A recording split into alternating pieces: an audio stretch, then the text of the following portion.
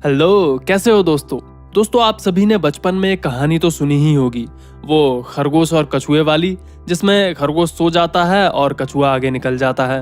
तो दोस्तों ये जो कहानी है ये एक्सपर्ट राइटर्स को उतनी ज्यादा इफेक्टिव नहीं लग रही थी, क्योंकि उनके हिसाब से इसका जो एंड होता है वो उतना खास नहीं था और उन्होंने इस चीज को इम्प्रूव करने के लिए इस कहानी को एक्सटेंड कर दिया है ताकि इस कहानी का एक बेहतरीन एंड कर सकें। तो इस वीडियो में मैं आपको इस कहानी का वो हिस्सा बताने जा रहा हूँ जिसको आगे बढ़ा दिया गया है। मतलब कि आप लोगों ने खरगोश और कछुए की रेस के बारे में सुना है, जिसमें खरगोश सो गया और कछुआ जीत जाता है। अब इसके आगे क्या हुआ वो मैं आपको बताने जा रहा हूँ। तो चलिए बिना समय गवाए कहानी शुरू करते हैं। दोस्तों पिछली कहानी से हमें ये पता चलता है कि धीमे और लगातार चलने वाला रेस जीतता है। ठीक है, अब आगे बढ़ते हैं। रेस हारने के बाद खरगोश निराश हो जाता है और वो अपनी हार का कारण सोच रहा होता है। तो उसे समझ आता है कि वो ओवर कॉन्फिडेंट होने के कारण ये रेस हार गया। उसे अपनी मंजिल तक पहुंचकर ही रुकना चाहिए था। अगले दिन वो फिर से कछुए को दौड़ की चुनौती देता है। कछुआ पहली रेस जीतकर आत्मविश्वास से भरा हुआ था और तुरंत मान जाता है। दोनों के बीच फिर से रेस होती है। इस बार खरगोश बिना रुके एंड तक दौड़ता जाता है और कछुए को एक बहुत बड़े अंतर से हराता है। अब दोस्तों इतने हिस्से से हमें क्या समझ में आता है?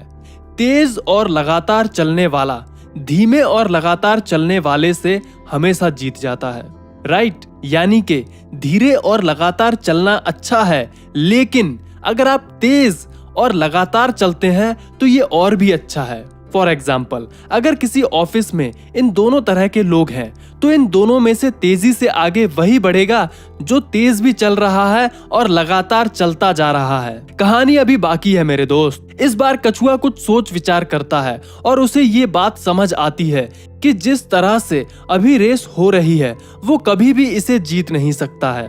वो एक बार फिर खरगोश को एक नई रेस के लिए चैलेंज करता है, पर इस बार वो रेस का रूट अपने मुताबिक, मतलब कि रेस का रास्ता अपने तरह से रखता है और खरगोश उसके लिए तैयार हो जाता है। रेस शुरू होती है। खरगोश तेजी से अपनी मंजिल की ओर बढ़ता है, पर उस रास्ते में एक तेज नदी बह रही होती है। बेचारे खरगोश को वहीं रुकना पड़ता है।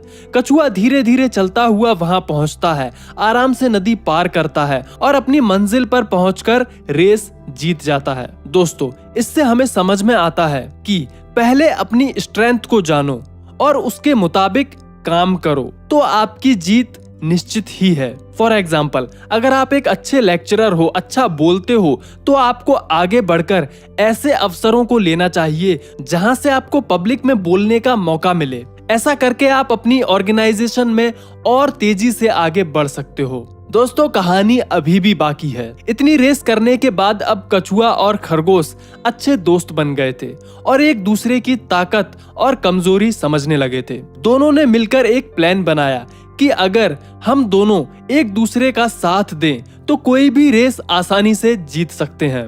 इसलिए दोनों ने एक बार फिर से आखिरी रेस करने का फैसला लिया, लेकिन इस बार रेस किसी को हराने के लिए नहीं थी, बल्कि एक दूसरे के साथ से आगे बढ़ने के लिए थी। चलो, खरगोश और कछुआ दोनों अगली रेस के लिए तैयार थे। दोनों स्टार्टिंग लाइन पे खड़े हो गए। Get set go! और तुरंत ही खरगोश ने कछुए को अपने ऊपर उठा लिया और तेजी से दौड़ने लगा।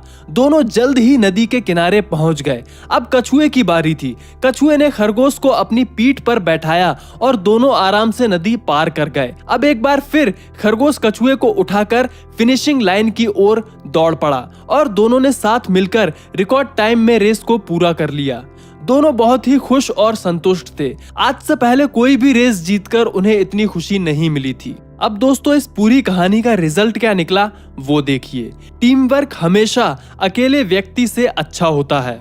आप खुद चाहे कितने भी बड़े परफॉर्मर हो, खिलाड़ी हो, लेकिन अकेले दम पर हर मैच नहीं जिता सकते। अगर लगातार जीतना है तो आपको टीम में काम करना सीखना होगा।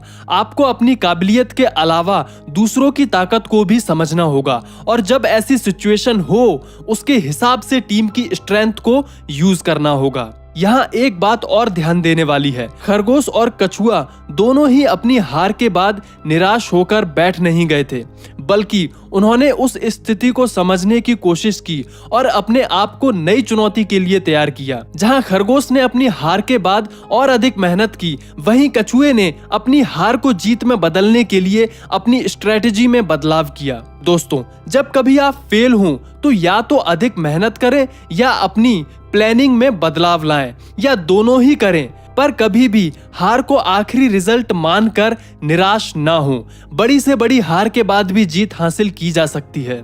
दोस्तों, थी ना कितनी मजेदार कहानी। चलो अब इस वीडियो को अपने दोस्तों और परिवार के साथ शेयर करो। और सबसे जरूरी बात, अगर आप पहली बार बफर लाइफ चैनल का ये वीडियो देख रहे हैं और अभी तक हमारा चैनल सब्सक्राइब नहीं किया है, तो नीचे दिए गए सब्सक्राइब के बटन पर क्लिक करें और बेल आइकन को दबाएं। इससे होगा ये कि जब भी मैं कोई नया वीडियो डालूंगा तो आपको उसका नोटिफिकेशन सही समय पर मिल जाया करेगा। चलिए दोस्तों, फिलहाल के लिए इतना ही। मिलता हूँ एक नई वीडियो में, एक नई कहानी, एक नए किस्से के साथ। धन्यवाद।